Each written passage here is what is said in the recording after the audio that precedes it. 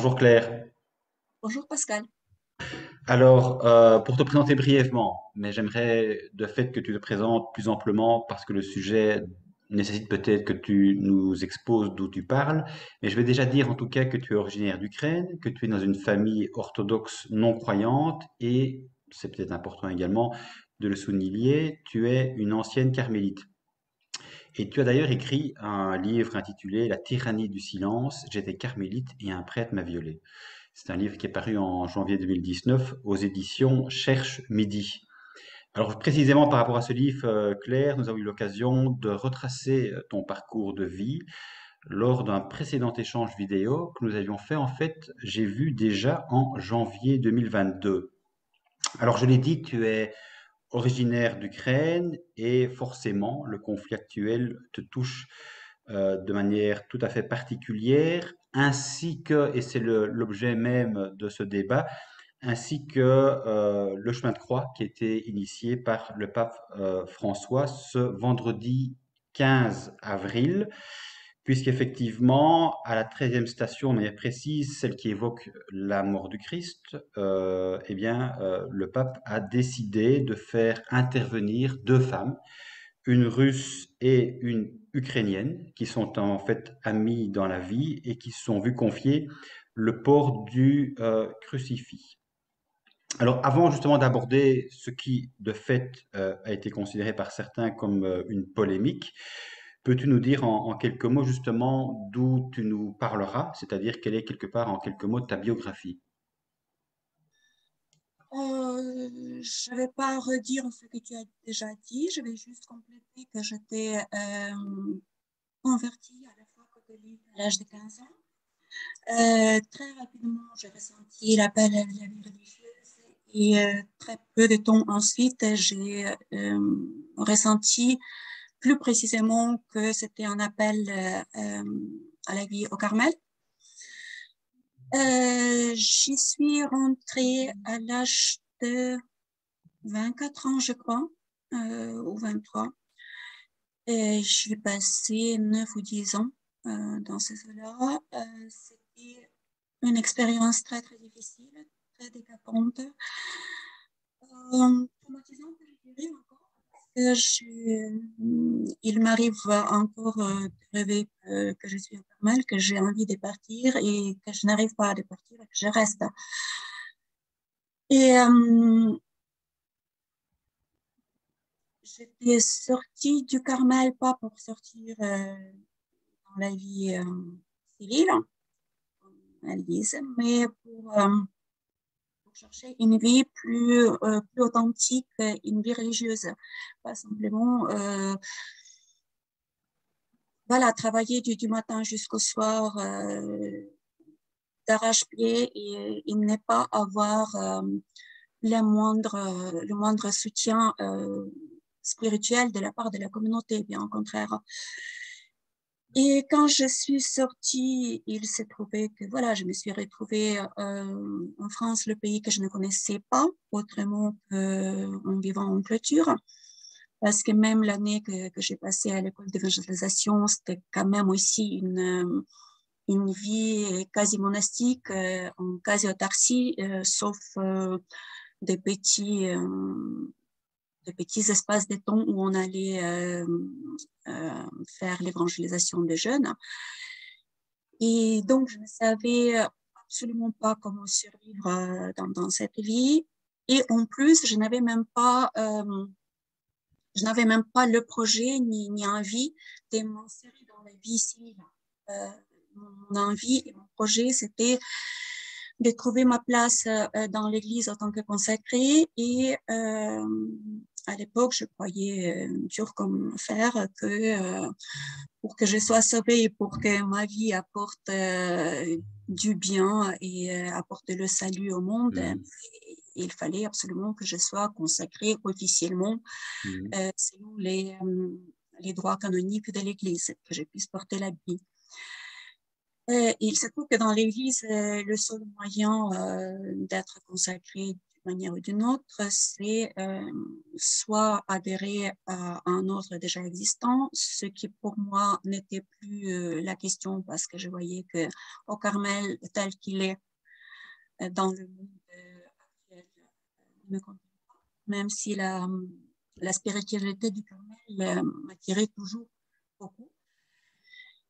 Et il fallait qu'il y ait une personne avec l'autorité qui puisse m'aider dans mes démarches. Donc, la seule personne d'autorité qui restait, c'était un prêtre que je croyais connaître, qui était Carme, et qui a profité de ma situation de fragilité, voilà, de cette incertitude, de l'incertitude de mon avenir, où il a abusé de moi sexuellement et où il m'a violée. Ce qui, avec le temps, a complètement détruit ma foi. Aujourd'hui, je ne peux pas dire que je regrette que ma foi ait été détruite. Ce que je regrette, c'est la manière dont c'était fait, parce que c'était pas uniquement la foi qui était détruite, mais aussi mon âme, aussi mon psychisme, aussi ma manière d'interagir avec les gens, d'avoir la confiance. Et justement, je n'arrivais plus à faire la confiance à personne. Et, et j'ai vécu aussi tout ce qui est conséquence des traumatismes de ces gens-là, donc enfin, les syndromes traumatiques et beaucoup de souffrances par la suite. Et ça m'a fait aussi m'épancher sur l'histoire d'abus dans l'Église, parce qu'à un moment donné, je me suis rendu compte que j'étais loin d'être seule et que les abus sexuels, ce n'était que la partie émergée de l'iceberg, qui est les abus spirituels, les abus psychologiques, qui sont très, très, très répandus dans l'Église catholique et qui ont leurs racines, ou tout au moins qui s'enracinent dans l'enseignement de l'Église, justement, voilà, ne pas résister au mal, de prier pour ses persécuteurs, de pardonner toujours. Et ça m'a fait revoir beaucoup de choses, même si je ne peux pas dire qu'en ce moment, j'ai complètement arrêté mes recherches et j'ai complètement compris de quoi la vie est faite. Je pense que cette quête de vérité et du sens, il est tout à fait possible que je vais la mener jusqu'à la fin des vies, ce qui quelque part me rassure parce que je pense que quand on s'est dit que c'est bon, j'ai trouvé la vérité, il y a un grand risque de s'enraciner, s'ankyloser et scléroser dans une posture, ce qui nous laisserait complètement fermés à l'apport de nouveaux éléments et à une vision du monde plus Ouais, approfondie, plus fine. d'accord. Claire, là, tu nous as expliqué un tout petit peu, si je puis dire, ton parcours de foi et les raisons pour lesquelles tu as quitté le Carmel. Mais du coup, en tant qu'ancienne carmélite, j'avais envie évidemment de te poser une question, puisque quelque part, ce que le pape entend nous apporter, c'est la paix, évidemment, et l'amour du prochain, en ce compris de son ennemi. C'est effectivement ce que l'Évangile promeut, et c'est aussi d'ailleurs ce qui a été relayé, je dirais, par le jésuite Antonio Spadaro, qui dans un tweet en fait disait que le pape se veut précisément un pasteur et non pas un homme politique. Et il dit également, c'est ainsi qu'est l'Évangile du Christ scandaleux. Alors, ce qui te scandalise finalement, ce ne sont pas, je dirais, la manière dont tu vis ta foi. Ce qui te scandalise, en réalité, c'est plutôt les propos même du pape. Donc, en quoi, en fait, ces propos effectivement polémiques suscitent chez toi une désapprobation? Je pense que pour ma foi, il faut en reparler à un autre moment parce que c'est pas ça la question ici. Et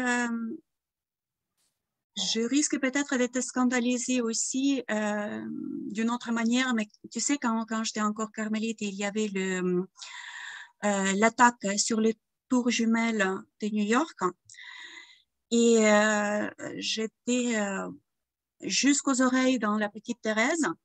Et pour moi, ça allait tout naturellement que j'ai proposé pour la prière universelle, y compris pour Ben Laden. Et les sœurs ont dit, mais non, non, jamais on ne parlera pour Ben Laden, les gens ne comprendront pas. Mhm. Je dis, mais attendez, Thérèse a bien prié pour, euh, j'ai oublié déjà son nom, pour l'homme qui a égorgé les 3 femmes hein, et qui était condamné à la guillotine quand même. Hein.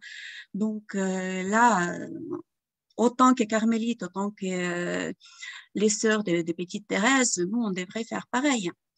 Et c'est vrai qu'à l'époque, le refus des sœurs d'ajouter cette prière pour Ben Laden, qui d'ailleurs, je ne pense pas du tout que c'était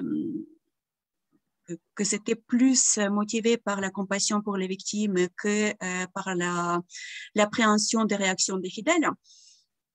Euh, mais tu vois, je pense que c'est surtout ce genre de mentalité, tu vois, toujours pardonner, toujours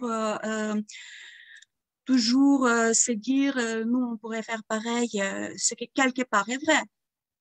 Mais c'est pas parce que tout le monde peut être pareil, tout le monde peut avoir le même comportement que tout le monde le fait. Mhm. Tu vois, de la même manière quand on regarde beaucoup de tueurs en série, euh, et on raconte qu'ils avaient une enfance super dure. Oui, d'accord, mais il y a d'autres enfants qui sont martyrisés dans leur enfance et qui ne deviennent pas des tueurs en série pour autant. Mhm. Et ce qui m'a scandalisé ici, c'était déjà parce que j'ai pensé immédiatement à cette histoire que François Devaux a raconté que les représentants des associations des enfants victimes des prêtres pédophiles se sont déplacés à Rome, qu'ils étaient à 2 pas du pape, que le pape savait qu'ils étaient là, qu'ils se sont déplacés enfin, avec leur propre argent, qu'ils ont pris des jours de travail. Et le pape ne s'est même pas déplacé pour les voir. Donc, dire qu'il y avait une compassion particulière, une compréhension particulière des victimes, enfin, je ne risquerais pas penser ça.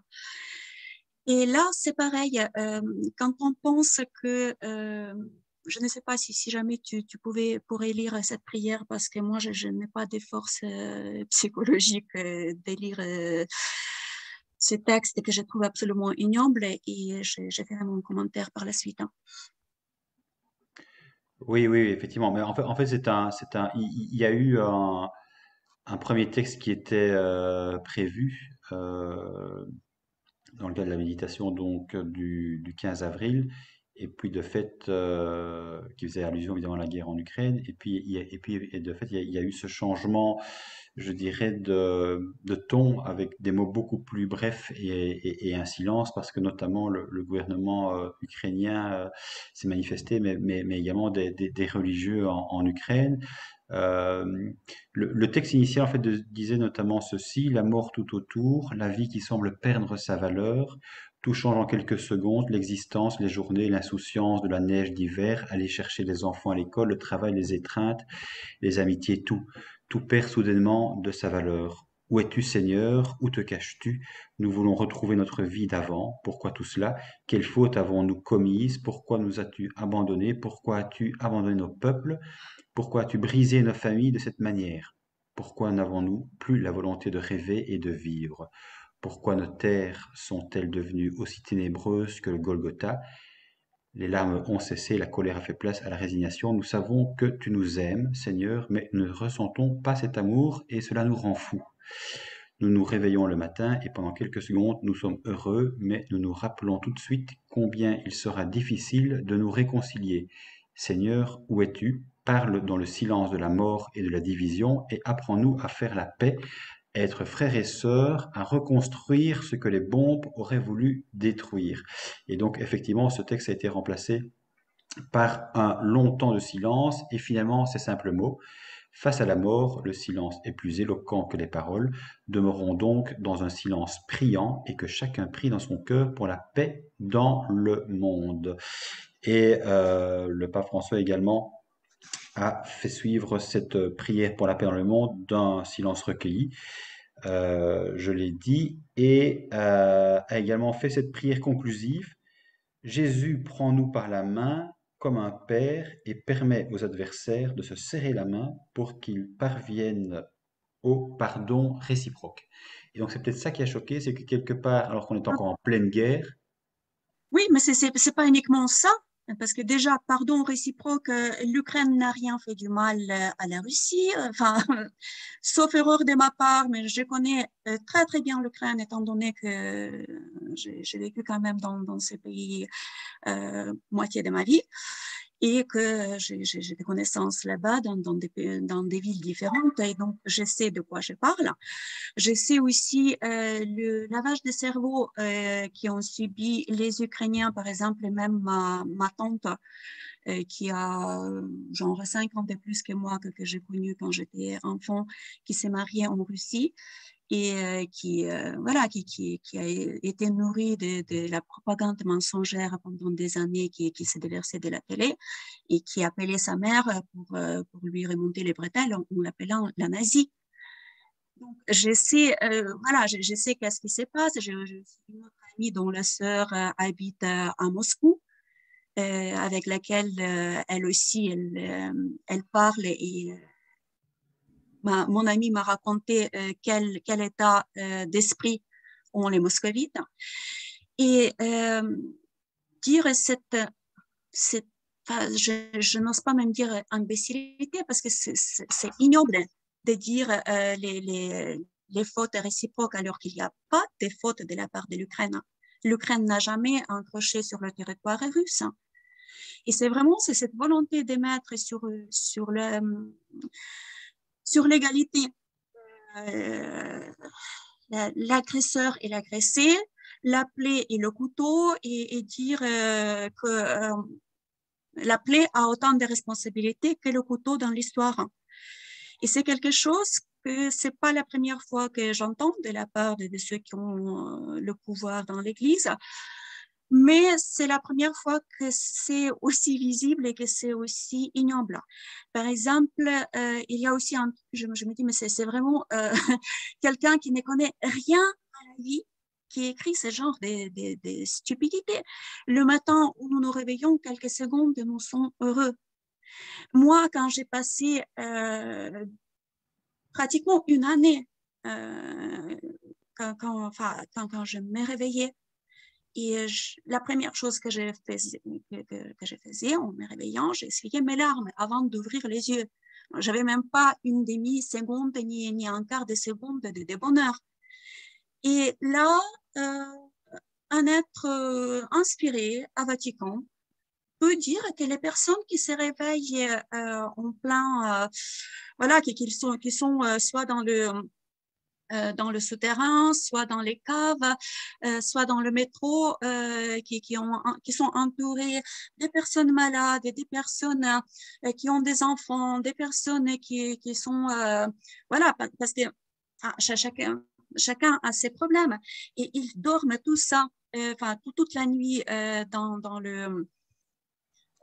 la station de métro, qu'ils se réveillent et qu'ils ont quelques secondes de bonheur, mais il faut vivre au Vatican pour imaginer cette situation.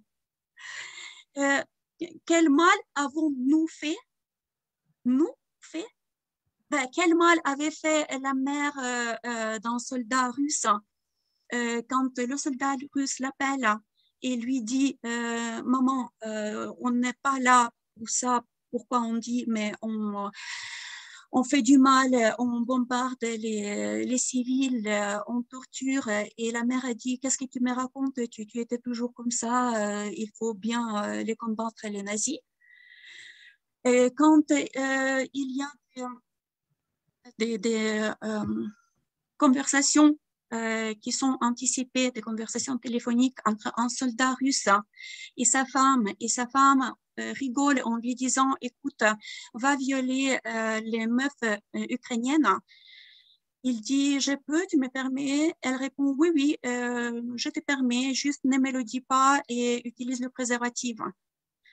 Comment on peut mettre une femme qui a été violée par 3 soldats différents sous les yeux de sa fille et la femme russe qui dit à son mari, va et viole les meufs ukrainiennes sur le même, sur le même niveau? Je ne comprends pas comment ça peut passer par la tête. Et ça me révolte d'autant plus que voilà, Vatican se targue d'avoir un réseau de renseignements le plus précis et le plus vaste dans le monde. Ce qu'on peut penser que c'est bien parce que bon, comme ils l'utilisent quand même pas mal les renseignements qu'ils prennent pendant les confessions, ça peut tout à fait être vrai. Mais en ayant cette information, tirer ce genre de conclusions et les mettre comme ça en spectacle pendant le chemin de la croix, je ne dis pas qu'il faut être inhumain. Je ne sais même pas qu'est-ce qu'il faut être. Ça sort de tous les cadres. Ouais. Mais Et, justement, oui. oui, Claire, mais justement, en fait, parce que j'ai envie de dire, le commun des mortels qui se renseigne un petit peu peut effectivement quand même prendre du recul et y être, je dirais, délicat par rapport à une situation qui de fait est délicate. Mais du coup, comment expliques-tu que le pape, lui, se prévale simplement de l'évangile pour asséner ce genre de propos sans avoir le moindre recul? C'est-à-dire, quel est, est-ce que derrière tout ça, finalement, il y a un calcul, quelle est finalement sa position cachée? Pourquoi réagit-il de cette façon-là, finalement? Écoute, moi, ça m'est complètement impossible d'imaginer ce qu'il pense. Comment on peut être à ces points obtus alors qu'on a quand même un âge assez respectable et qu'il avait des positions dans l'Église assez importantes et même très importantes maintenant. Comment on peut imaginer aussi qu'il y aurait n'importe quel effet s'il parlait au chef de l'Église russe, sachant que le chef de l'Église russe, tout le monde le sait que c'est un KGBiste, que c'est un grand ami de Poutine, que sa seule préoccupation, c'est d'avoir autant de yachts qu'il peut, s'il peut avoir plus que Poutine, c'est encore mieux, et qui bénit la guerre en Ukraine. Et donc, ça m'a attendri de voir que certains catholiques disaient, bah oui, c'est vraiment le moment que le pape rappelle au patriarche le message de paix. S'il faut appeler le message de paix à un chef de l'Église qui est censé de proclamer l'Évangile, où on en est? Qu'est-ce que c'est que ça? Et pour le pape, mais franchement, je ne sais pas. Moi, je ne pense pas. Enfin, j'ai du mal à croire qu'ils sont encore croyants, ces gens-là. À mon avis, dès là où je suis et dès là où je le vois, comme je le vois, c'est plus de la politique pure et dure, teinte de la foi, de la religion, parce que bon, officiellement, il est chef de l'Église, hein, mais je vois pas la foi. Je vois rien voilà, et même parmi de ceux qui l'enseignent, il enseigne quand même qu'on ne peut pas donner le pardon à quelqu'un qui ne l'a pas demandé. On ne peut pas donner pardon à quelqu'un qui continue l'offense. Et là, le peuple de l'Ukraine est crucifié tous les jours. Et là, il n'y a aucune difficulté pour le pape de mettre une femme russe et une femme ukrainienne au même niveau. Et Mhm. bon, évidemment, personne ne dit que ces deux femmes ont fait quelque chose, ce sont des amies, je ne Bien dis sûr. même pas que cette Russe-là, elle a fait quelque chose ou qu'elle est propriétaire, je n'en sais rien. Je sais aussi qu'il y a des Russes qui sont normaux, qui sont contre Poutine, qui demandent justement, qui disent, bon voilà, enfin, que son règne s'effondre, venez faire quelque chose. Mais le problème, le chemin de la croix, c'est pas le vrai chemin de la croix, c'est le symbole.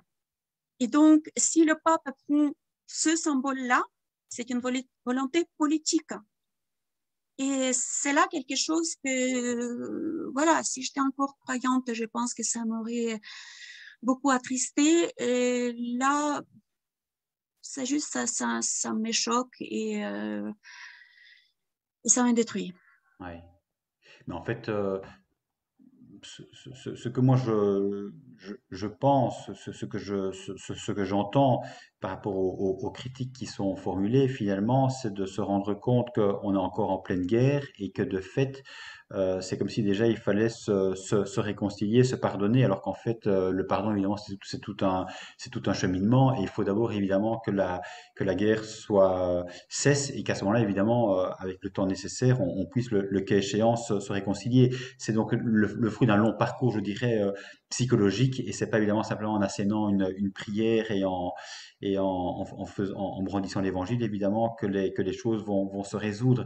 Et c'est peut-être dans ce sens-là aussi, d'ailleurs, que il y a eu des critiques à l'égard du pape, notamment de l'archevêque majeur de l'Église gréco-catholique, qui notamment, dans un communiqué, qualifiait l'idée inopportune, ambigu et ne tenant pas compte du contexte de l'agression militaire de la Russie contre l'Ukraine.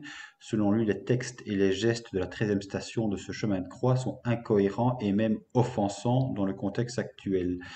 Et l'annonce apostolique en Ukraine, Monseigneur Vis Valdas Kulbokas a confirmé à la presse ukrainienne avoir transmis ses réactions négatives au Vatican le 12 avril, déclarant qu'il partageait l'idée que la réconciliation doit venir quand l'agression est terminée. Et il a cependant souligné le fait que la prière n'était pas un acte politique. Mais enfin, on a quand même l'impression que c'est pas innocent non plus. Le pape n'est pas non plus, j'ai envie de dire, spécialement un idiot.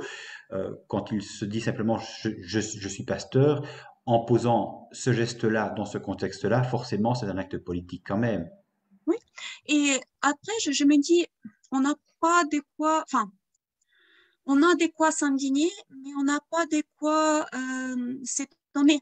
Parce que si on regarde la politique du Vatican envers les abus sexuels hein, et les autres aussi envers ses fidèles, et c'est pendant des décennies, décennies, décennies, et leur seul refrain, c'était bah, il faut pardonner et remettre le pédophile ou un autre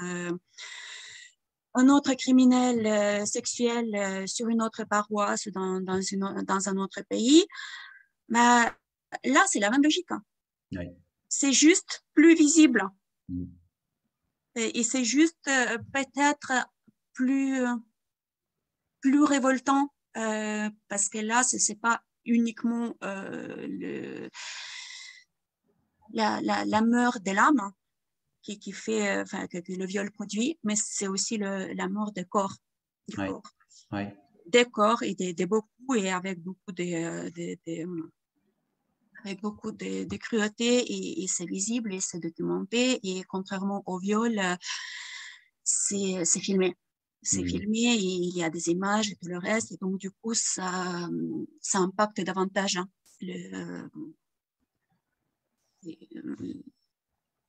l'entendement des personnes qui le voient. Mm. Mais je trouve que voilà, c'est vrai qu'au niveau de la ligne du parti, il n'y a pas de changement. C'est ça. C'est la même façon de voir le monde, c'est la même manière de se positionner en tant que porteur de la paix, alors qu'il n'y a rien de la paix. Là, il n'est pas venu. Enfin, ça m'a fait aussi rire, jaune, quand il y avait cette histoire de consécration de la Russie au cœur de Marie. Enfin, déjà, il y avait la consécration de la Russie au cœur des maris, ça n'a pas changé grand-chose. Et puis, il y avait déjà plusieurs jours de la guerre et la consécration était prévue dans quelques jours plus tard. Je me dis, mais si c'était vraiment efficace, pourquoi attendre encore quelques jours alors qu'il y a des morts tous les jours, y compris des Mm. enfants. Et ça me paraît une mascarade tellement ahurissante, tellement dégoûtante que je n'ai plus de mots. Mm. Voilà. Oui. Mais je vois effectivement que tu mets l'accent, que tu pointes le doigt sur un élément essentiel, finalement, parce que c'est toujours la même rhétorique, c'est-à-dire que on va prier, et on va prier effectivement aussi pour les victimes de l'Église, mais quand il s'agit justement d'agir, ben là, effectivement, ça devient beaucoup plus compliqué. Et pourtant, l'Évangile, c'est pas simplement des belles paroles. En principe, c'est effectivement passer de la parole aux actes, et justement aimer son prochain. Ça veut dire aussi évidemment réparer le tort qu'on lui a fait. Et donc, on a l'impression effectivement que finalement, ici, on est dans une même rhétorique où il s'agit encore et toujours de prier, de consacrer effectivement ici la Russie au corps de Marie, comme le pape a pu le faire à d'autres occasions. Mais finalement, on a de fait l'impression que tout ça est c'est assez infantile en fait. Ça ne résout absolument rien, ça n'a absolument aucune incidence, aucune conséquence. Ceux qui veulent faire la guerre feront la guerre, ceux qui veulent faire la paix feront la paix. Et c'est pas évidemment en disant simplement prions les uns pour les autres et je souhaite que la paix s'arrête, qu'effectivement elle va s'arrêter. Donc ça a un côté un peu grotesque hein, pour dire les choses comme elles sont. Je veux dire, s'il n'y a pas évidemment de négociations, s'il n'y a pas effectivement à un moment donné l'un qui militairement l'emporte sur l'autre, la guerre évidemment ne va pas s'arrêter comme ça. Il n'y a aucune guerre qui s'est arrêtée en priant. Donc quelque part, on a l'impression que le pape, pour le coup, il est complètement hors sol aussi, quoi. Enfin, surtout lui. Ouais, je ne peux pas. D'accord. D'accord, Claire. Je ne sais pas si tu souhaites éventuellement encore ajouter un élément qui te paraît essentiel à la compréhension de cette polémique et le fait effectivement que tu ne comprends pas, on l'aura compris évidemment, tu ne comprends pas la position du pape dans ce conflit. Non, j'ai rien à dire. Enfin, déjà, si jamais il m'entend, ce que je doute, hein, et si jamais déjà il comprend ce que je dis, ce sera déjà beaucoup. Hmm, Mais c'est peu probable. D'accord. Mais écoute, je te remercie Claire pour cet échange. À bon, bientôt. au revoir. Au revoir.